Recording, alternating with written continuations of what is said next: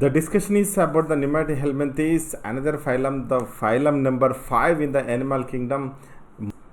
These are also called as the nematoda. Nematohelminthes organisms, most of them are parasites, but few are free living animals are also there. Now we will survey about these nematohelminthes, who are free living animals and what are the parasites, where do they live, and how is the body structure and classification. We will discuss within few minutes, and general characters we will start, and also we will discuss about the special characters which are present in their body. The body organization, in the platyhelminthes we discussed about the body organization. Thus mostly the body organization is bilateral symmetry. The body can be divided into exactly two halves while it is cutting through the central axis. These are also triploblastic animals because the body is developed from the three germ layers during the embryonic development. At the time of gastrulation, we found the three layers: ectoderm and endoderm and mesoderm. This is, you can see, ectoderm, mesoderm and endoderm. These are the three layers present in the embryo. After the gastrulation, from these three layers, all the organs are formed in the body. And nematodes are cylindrical, unsegmented body. This is very point. Actually, I am searching for this point. Body cavity or coelom. The coelom is actually the pseudocoelom. Pseudo means false coelom. False coelom. Where is the false coelom? This is ectoderm. This is endoderm. This is called the mesoderm. This is mesoderm is pseudocoelom or false coelom. False coelom means that is not a real coelom. Why that is not real coelom? Because during the gastrulation, this coelom is developing in the body, but that is not formed from the splitting of mesoderm. The mesoderm do not form this coelom. If the mesoderm form the coelom, that is actually true coelom. We can find them in the Annelida onwards, all the organisms including the chordates. But now, especially in these nematohelminthes, this coelom is not formed by the mesoderm. That's why it is calling as a pseudocoelom. Okay, however, the coelom is present. You see, this organism, it is containing some body cavity inside, but it is not like the platyhelminthes. The body is not flattened. It is having some cavity. In the cavity the organs are located, but that is not a true cavity. That is a pseudocoelom or a false coelom because it is not formed by the mesoderm. We will discuss about this formation of coelom in the body organization. And digestive system, complete digestive system. Those are, most of them are parasites, few are free living animals. In the free living animals, we can find the digestive system that is okay because they have to digest the food material. The food material is complex form. But why the complex digestive system also present in the parasites? For example, Ascaris lumbricoides, Wuchereria branchiofti. Why they are parasites actually? Those are endoparasites. Most of them can live in the small intestine, but they are possessing the complete digestive system because in the small intestine digested food is available and some undigested food material, for example some peptones and disaccharides or oligosaccharides and few fats are also present in them. Those are also taken by these parasites, Ascaris lumbricoides for example. Those are also digested in the digestive tract with the help of enzymes released by the digestive tract. So these animals are very well developed than the platyhelminthes because the platyhelminthes organisms can take only the digested food material, glucose, amino acids, glycerols, fatty acids. But these animals are having complete digestive system, means these animals digestive system is more effective than the platyhelminthes. They can digest undigested food materials also. Excretory system, a special renal glands present in the body to excrete the ammonia. And for the osmotic regulation, this is common. This is very important one, because in all the animals, including the protozoa or whatever it may be the animal, the excretory system's function is the maintenance of all salts and ionic balance and water balance in the body. And the second function is excretion of nitrogenous waste material. In these animals, especially the renal glands located in the middle region can perform that function. Nervous system, yes, the nervous system is somehow developed, but sense organs are developed, aphids and phasmids.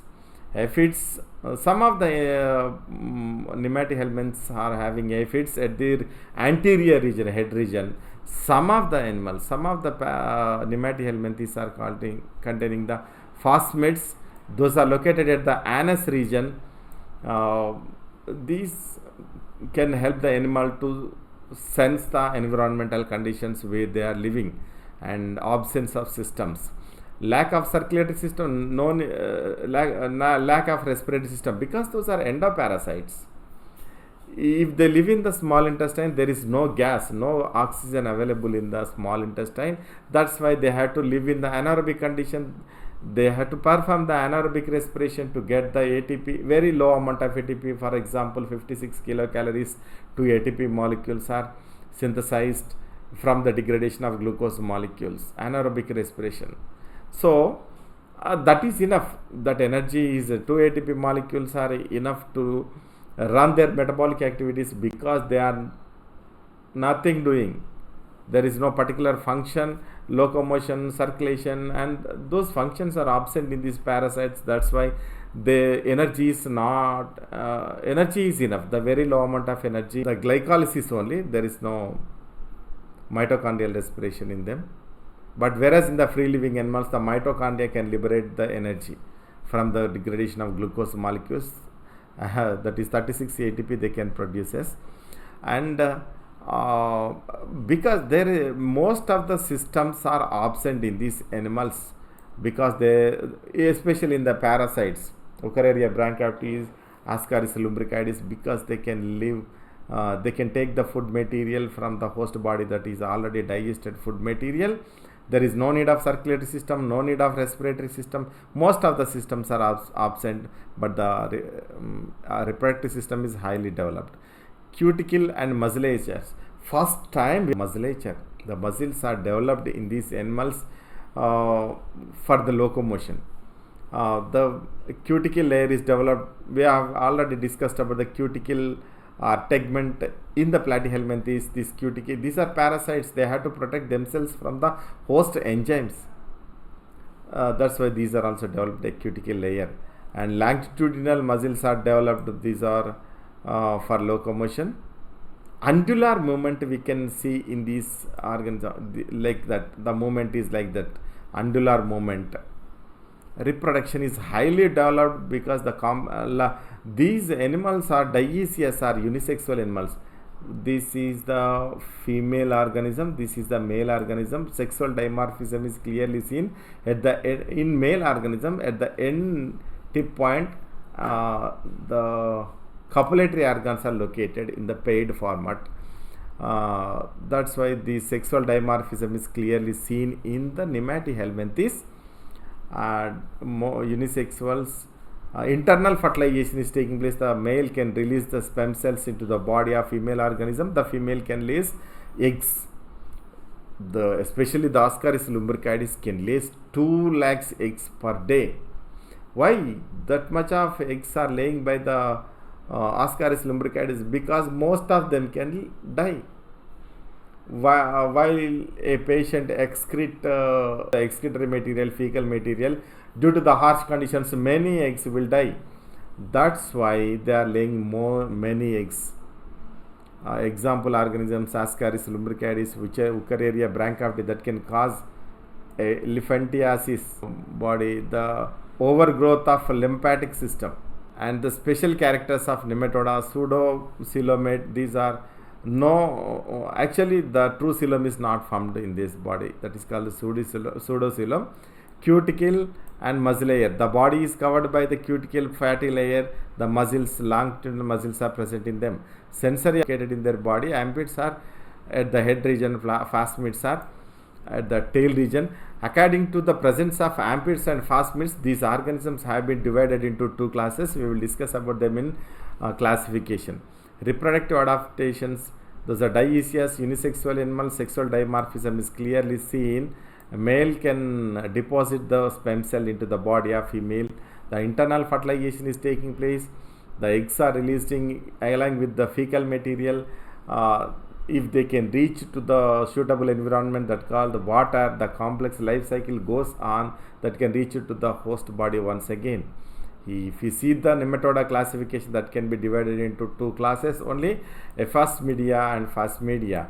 If the sense organs are located at the anterior region, head region, those are called, actually these are free living animals. These are parasites because the sense organs are located at the tail region or anus region. That's the classification of these animals. In the next video class, we will discuss about the important topic that is called the parasitic adaptations in helminth organisms.